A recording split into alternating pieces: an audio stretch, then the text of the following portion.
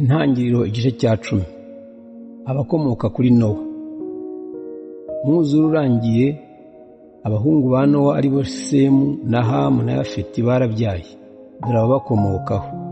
Bene Yafeti ni Gomeri na Magogi na Madayi na Yavani na Tubali na Mesheki na Tirasi. Abakomoka kuri Gomeri ni Abashikenazi n'Abirifati n'Abitogaruma.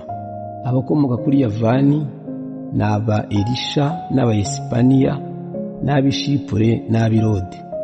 Nibo bakomotsweho n'amahanga atuye hirya no hino mu birwa. Abakomoka kuri Yafeti batuye ibihugu bitari bimwe bakurikije amoko yabo n'indimi zabo. Bene Hamu ni Kushi na Misiri na Puti na Kanani, ari ibihugu byabo byitiriwe.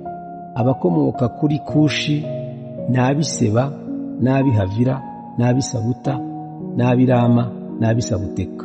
Abisheba